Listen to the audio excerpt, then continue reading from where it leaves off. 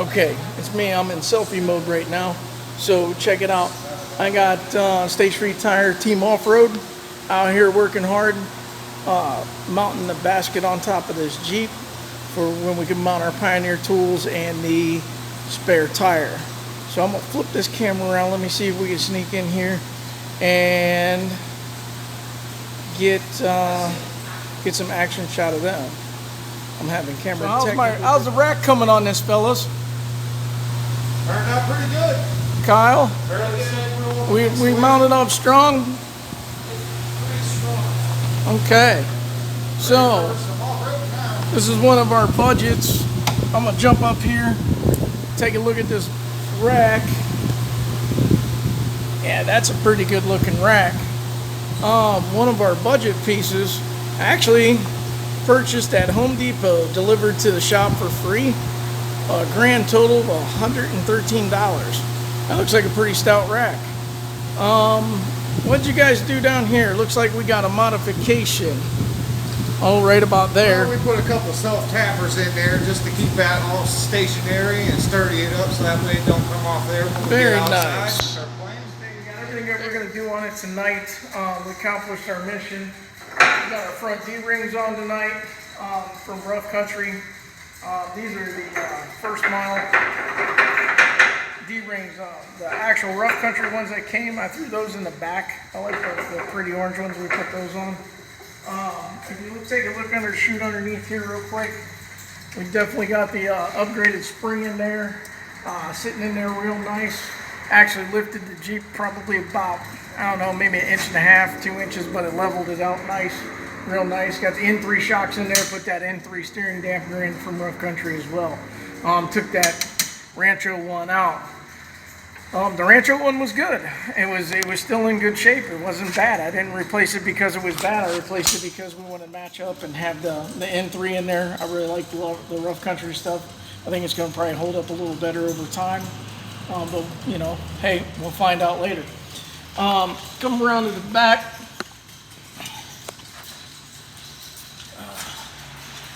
We got our luggage rack, the roof rack up there on top. Got the farm jack mounted so far. Next step on our project is we're going to be trimming these body panels out, getting a little more fender clearance. And then we got coming from there, we're going to do the Rough Country body armor kit. We're going to end up doing the full kit all the way down.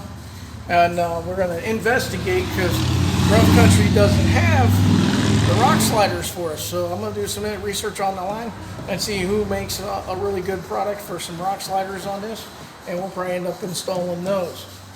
The budget build, and everybody, not everybody, I mean, God, I remember when I was a kid, we used to jump in a four-wheel drive and go, you know, get stuck. And hey, man, we're calling a tow truck or moving logs on the trail by hand. And it was just, you know, my God, years of off-roading really pays for some experience. So I'm going to give some of my experiences to you, some of my experience. So keeping with the budget build though, okay? If you take a look down, all right, we got shovels, a spud bar, axe, and a sledgehammer. All right, must-haves for a trail. All right, you never know when you're gonna have to, you know, possibly chop down a tree to actually move or get moved, get unwedged. A big old heavy spud bar, man, that'll move a log off a trail for you with no problem.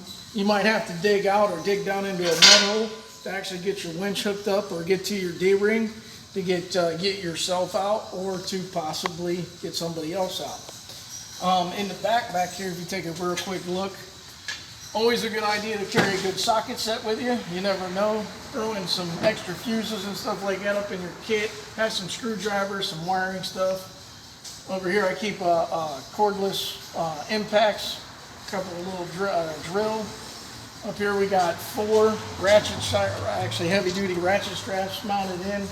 A bug out bag is always a must with a medical kit in case someone happens to get hurt on the trail. If you're back in the woods, you're up in the, up in a mountain, on a desert stand, wherever you're at, you're out away from civilization. Somebody gets hurt, you need to be able to treat that and get them back safely. Gloves are always a must. We got our tree snatches here. extra D-rings, a snatch block, double up that pulling power on that winch, some extra D-rings, a hooked up strap. Notice I'm carrying straps and not chains. Straps are so much safer than a chain. Coming around here, I'm going to show you this tire because this is going to be part of our build too. We're going to do some budget tires. We're big in the Cooper. I love the Cooper tires. We've been kicking around whether we're going to do the STT Pro, a Nitto, a Toyo. You know, we even looked at some Ironmans because the Ironmans definitely come in at a budget price. I mean, the STT Pro made by Cooper, they're a little bit more pricey, but believe me, they're worth every single penny you spend on them if you're going to do some hardcore off-roading. You just can't beat that Armortech technology in that tire. You just can't. The STT Pro, the ST Max. I'm actually thinking about kicking around because Cooper came out with the new Evolution MT. It's in the budget line. It's for the everyday driver. It's for the everyday, you know, I'm just driving to and from work and hey, I'm going to go hit a trail. I think we're going to try that. It's a really new product by Cooper. I think that's what we're going to go with. Don't hold me to that right now. We're going to find out probably in a day or so. Right now we're running these, and this came with it. What are these things? An Achilles Desert Hawk MT. Couldn't tell you much about this tire. It's probably definitely a budget tire by the way it looks. I'm not too impressed with it. Almost zero siping. I've been out in the rain on this thing with this thing already, and it gets a little squirrely. Well, you get into some hydroplaning with this thing, and I tell you what, she becomes a handful. So we're going to wrap this up for the evening, get our tools put away.